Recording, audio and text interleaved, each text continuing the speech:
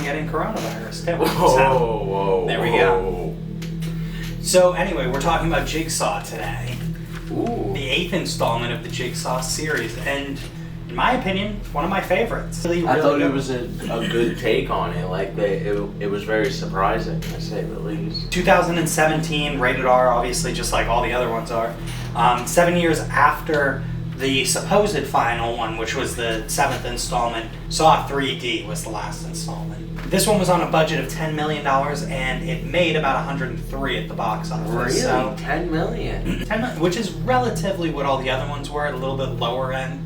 They were all kind of ranging between like 10 and 20 million. I wonder how much Chris Rock is gonna get. Like how much he'll get paid. No, how much he'll get to make the movie. Like with a budget? Yeah. I mean, it'd probably be pretty good, I would imagine, considering that this one was pretty well received. Yeah. I mean, this one only did $33 million worse than the supposed final one back in 2010, but was like by no means the worst one either. No. The worst one was actually Saw 6, financially wise. You can, obviously subjective, whichever one is the worst. But that one actually did $68 million at the box office, so. Okay. Could have been the signal for the end. Could have been the reason why they kind of wrapped things up back in 2010 with one more. I mean, I could say this. I mean, like, I own all of them. So, like, it is a good franchise. They, like, really cranked them out over the years, but, like, they still somehow were able to make it interesting. Oh yeah, it's like probably the biggest horror franchise of this generation. Yeah. And, I mean, John Kramer stacks up with,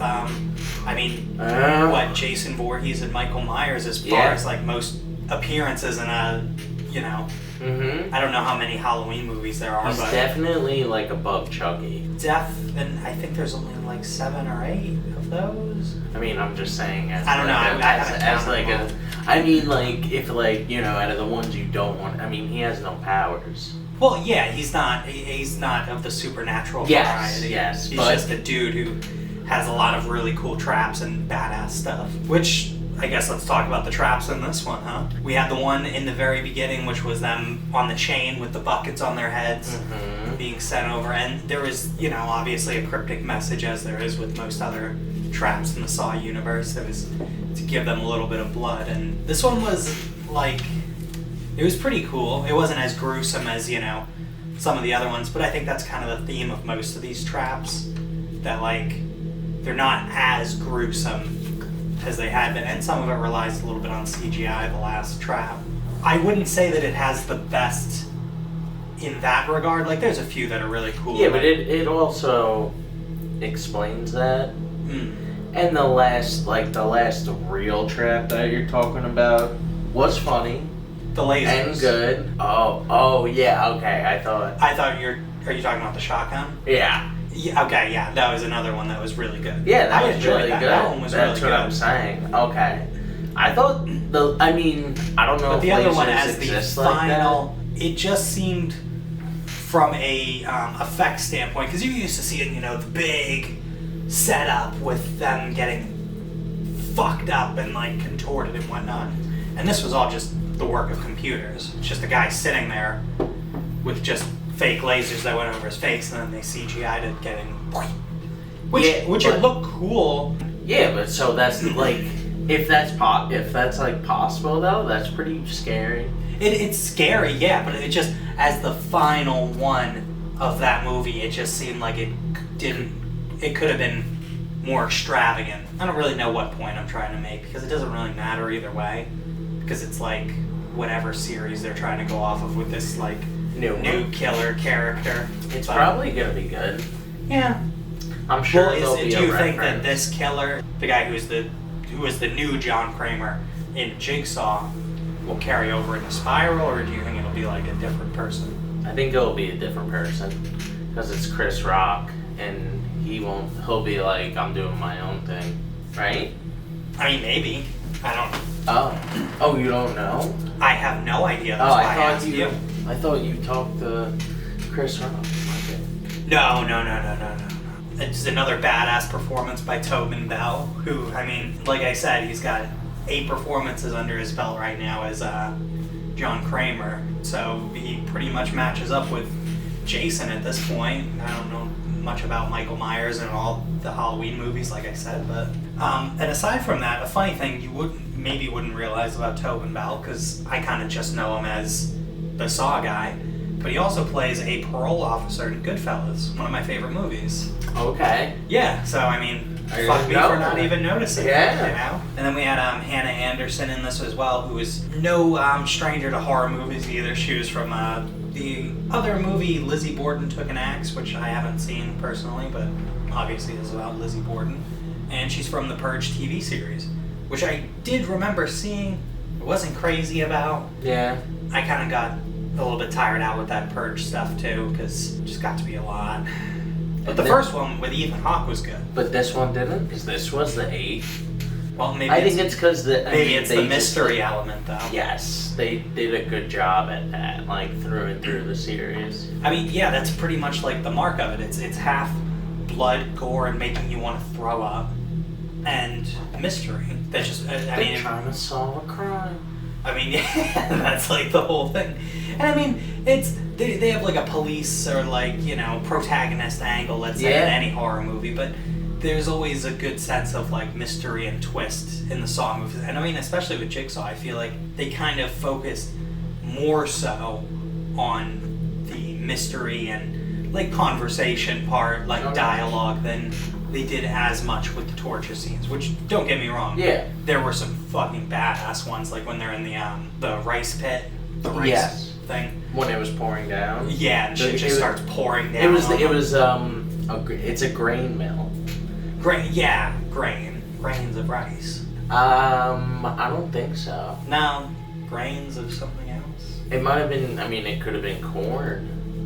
It was just something, or seed. It just looked like rice. I think they're called grain mills, though. I don't know. I believe it. Okay. Let's roll with it. Yeah. So they were in this rice mill, and they had like all these fucking things coming down on them, and it was really badass. Off the top of your head, which Saw did the best at the box office? Probably. This is gonna be tough. I want to say 1 and then like be like, you know, it's 1 because none of them did better.